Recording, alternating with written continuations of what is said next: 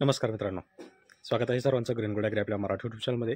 आणि आज आपला दुसरा दिवस आहे आणि या ठिकाणी आपण सीड जे आहे हे ट्रेमध्ये टाकून कोकोपीटमध्ये सीड भरून त्याच्यानंतर हा आपला ग्रीन शेड नेट आहे. आता काही एक शेतकऱ्यांची कमेंट आली होती की ग्रीन शेड कसं आहे हे ते दाखवा. आता हे काही आपल्याकडं पॉली हाऊस नाही आहे किंवा शेड नेट उभारलेलं नाही आहे. हे आपला जुगाडू नर्सरी आहे किंवा रोपवाटिका आहे, जी फक्त आपल्याला पडवी शेजारी लावलेली आहे आणि फक्त साधारणतः 2 साईडनी आत्ता पॅक केलं आहे. अजून पॅक करणं बाकीचं आहे. पूर्ण अजून रोपं टाकून झालेलं नाही आहे. पण आता हे नियोजन कसं केलं आहे आणि इथून पुढचं नियोजन कसं असणार आहे साधारणतः 30 ते 35 दिवसापर्यंत, हे मी तुम्हाला थोडक्यात माहिती देणार आहे. तर जे शेतकरी आपल्या ग्रीन ॲग्री चॅनलवर नवीन असेल त्यांनी चॅनलला सबस्क्राईब करा, सोबत नोटिफिकेशन बेल प्रेस करा, म्हणजे आलेल्या व्हिडिओचं नोटिफिकेशन तुम्हाला मिळेल. तर मित्रांनो, आता हे पाहताय तुम्ही शेडनेट. तर शेतकऱ्यांनी कमेंट केली की शेडनेटबद्दल माहिती सांगा. तर आता हे जे शेडनेट आहे हे आपलं मल्टीपर्पजसाठी मी हे घेतलेलं आहे आणि हे आहे 75% वाला. 50% वाला पण घेतलेलं नाही आहे. आणि दुसरी गोष्ट म्हणजे आता पावसाचं वातावरण आहे, तर पाऊस पण पडू शकतो आणि मग अशात जर 50% जर असतं तर त्याचा थोडासा वेगळा परिणाम झाला असता. जे सीड आपण कोकोपीटमध्ये टाकलं आहे हे बाहेर आलं असतं, म्हणजे पाणी पडून. त्यामुळं आपण हे 75% वापरलं आहे, म्हणजे पाणी कमीत कमी आपल्या रोपांमध्ये पडणार आहे आणि तेच परत पाणी जे आहे शेडनेटमधून बाहेर पडणार आहे, म्हणजे जुगाडू नये. तर आता इथं आपण सगळे ट्रे लावलेले तुम्हाला दिसत आहेत पहा. तर आता हे जवळजवळ 40 ट्रे पूर्ण झालेले आहेत. आणखी 30 ट्रे हे भरायचे बाकी आहेत. जवळजवळ 1.5 एकर क्षेत्रासाठी आपण एवढा सगळा हा प्लॅनिंग केलेला आहे. आता याच्यावर पाणी द्यायचं. तर पहिलं जे पाणी दिलं आहे आपण, हे पाणी प्लस पोटॅशियम ह्युमिट 98% म्हणजे ह्युमिक ॲसिडचा स्प्रे याच्यावर घेतला आहे. तर तो तुम्हाला व्हिडिओमध्ये पण दिसतच असेल. तर स्प्रे कशासाठी घेतला आहे आणि ह्युमिक ॲसिड कशासाठी घेतलं आहे तर हे पण तुम्हाला सांगतो. तर आता काय होतं की जर्मिनेशनसाठी सीड्स बराच वेळ घेतं, पण तुम्ही जर त्याच्यामध्ये पोटॅशियम ह्युमिट जर स्प्रे केला तर त्या कोकोपीटमध्ये ह्युमस तयार होतो. ऑलरेडी कोकोपीटमध्ये ह्युमस असतोच, त्याबद्दल वाद नाही आहे. बऱ्याच शेतकऱ्यांना माहिती नसेल की कोकोपीटमध्ये ह्युमसचं प्रमाण जास्त असतं, त्यामुळं रोपं जे आहेत लवकर येतात, लवकर तयार होतात आणि ती आपण शेतामध्ये लावतो.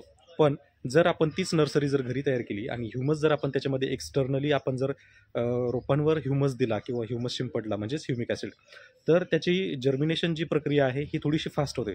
बऱ्याच वेळा काय होतं की नर्सरीमध्ये वेगवेगळे कीटकनाशक, बुरशीनाशक, प्रोमोटर वगैरे वापरले जातात आणि म्हणून तेव्हा जी रोपं आपल्या प्लॉटमध्ये आल्यानंतर जो काही त्रास आपल्याला होतो तो खूप मोठा आहे आणि तो कोणी समजू शकत नाही. आता हेच मला ज्यावेळेस मी नर्सरीमध्ये मटेरियल पाहण्यासाठी गेलो, तोच अनुभव मला आला की त्यांना काही शेतकऱ्यांचं देणं घेणं नसतं. सांगतात ते प्रकार वेगळाच आणि त्यांना असं वाटतं की शेतकऱ्यांना काही माहिती नाही, म्हणजे आपण आपला गाडा चालवू शकतो. तो भाग सोडा. तर आता याच्यामध्ये आपण पहिलंच पाणी जे दिलं आहे ते पोटॅशियम ह्युमिट 98%चं दिलं आहे आणि आता इथून पुढचा जो आपला प्रवास आहे हा रोपांसाठी चालू झाला आहे. तर आता याच्यामध्ये आपण करणार काय आहोत, तर सगळ्यात पहिला साधारणतः 7 दिवसापर्यंत आपण याला पाणी देणार आहोत. 7 दिवसानंतर ज्यावेळेस याचं जर्मिनेशन होणार आहे, प्रॉपर ते 2 पानावर येईल, तर अशा वेळेस आपण त्याच्यामध्ये ट्रायकोडर्माची परत एकदा ड्रेंचिंग करणार आहोत. म्हणजे केलेली नाही अजून, कारण ऑलरेडी आपलं जे सीड्स आहे हे ट्रेटर असतं. तर त्याच्यासाठी 7 दिवसानंतर आपण त्याच्यामध्ये ट्रायकोडर्मा, सुडोमोनास आणि बॅसिलियस हा जो बुरशी आहे हा आपण कोकोपीटमध्ये सोडणार आहोत. याचं कारण असं की पहिली गोष्ट, जर कोकोपीट इन्फेक्टेड असेल किंवा कोकोपीटमध्ये जर काही फंगस असेल तर तो पूर्णपणे मरला जाईल आणि रोपांना त्याचा काही प्रादुर्भाव होणार नाही. दुसरी गोष्ट, आपण आत्ता जे पोटॅशियम ह्युमिट सोडले याच्यामुळं पांढरी मुळ्यांची संख्या झटपट होणार आहे, सीड जर्मिनेट लवकर होणार आहे. आणि जसं म्हणतात की नर्सरीवाले की तुम्ही घरी नर्सरीसारखं रोप तयार करू शकत नाही, तर अतिशय चुकीचा गैरसमज आहे त्यांचा, किंवा त्यांना शिकवलेलं नसेल किंवा त्यांना माहीत नसेल. पण आपल्याकडे जर आपण घरी नर्सरी तयार केली, सेम त्यांच्या पद्धतीचं स्ट्रक्चर दिलं आणि खत जर आपण आपल्या पद्धतीनं दिलं तर त्यांच्यापेक्षाही 5 दिवस लवकर आपलं रोप तयार होतं. तर 7 दिवसानंतरचा कालावधी आता काय असणार आहे, तर 7 दिवसानंतर आपण एकदा ट्रायकोसुडो बॅसिक दिल्याच्या नंतर याच्यामध्ये चांगली ग्रोथ आपल्याला दिसणार आहे. आणि जरी इन केस ओपन वातावरण आहे, थोड्याफार प्रमाणात कीड वगैरे लागू शकते किंवा पिवळेपणा जाणवू शकतो, तर अशा परिस्थितीमध्ये साधारणतः आपल्याला फक्त 10,000 ppmचं अर्धा मिलीने नीम ऑइल घ्यायचं आणि त्याचा स्प्रे आपल्याला याच्यावर करायचा. म्हणजे काहीतरी एखादी कीड येऊ नये किंवा एखादी अळी जरी असेल जमिनीवरची किंवा ही जरी असेल मुंगी, तर ती आपल्या त्या रोपावर येणार नाही, चढणार नाही आणि त्याला खाणार नाही.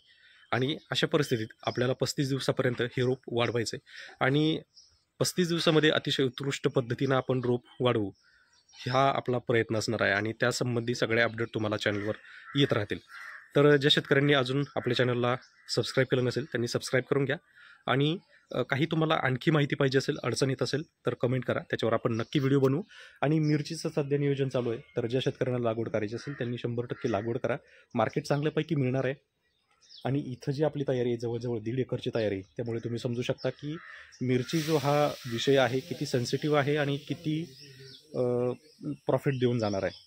फक्त याच्यामध्ये आपल्याला संगोपन व्यवस्थित करायचं आहे. तर पुढे लागवडीच्या वेळेस, लागवडी झाल्यानंतर किंवा काय शेड्यूल आपल्याला बनवायचं आहे, ती सगळ्या शेड्यूलची माहिती तुम्हाला चॅनलवर राहणारच आहे. त्यामुळं चॅनलला सबस्क्राईब नक्की करा आणि व्हिडिओ पाहत राहा. बाकी मार्गदर्शन तुम्हाला पाहिजे असेल, ऑलरेडी सगळं काही चॅनलवर आहे. फक्त काय होतं की तुम्ही वेगवेगळ्या जर व्हिडिओ पाहिला तर तिथं तुमचं कन्फ्युजन होतं आणि मग तुम्हाला मात्र काहीच कळत नाही की काय करायचं आहे. म्हणून एकच चॅनल फॉलो करा तुमच्या भल्यासाठी. नाहीतर तुम्ही ऑलरेडी, आपण कसं आहे की शेतकरी मित्र जो आहे हा वेगवेगळ्या चॅनलवर पाहतच राहतो. पण एक प्रॉपर जर मार्गदर्शन संपूर्ण असेल तर मग मात्र तिथं तुम्हाला आणखी सोपं होतं समजून घेण्यासाठी आणि ते अवगत करण्यासाठी. तर चला, भेटूया पुढच्या व्हिडिओमध्ये नवीन माहितीसह. धन्यवाद.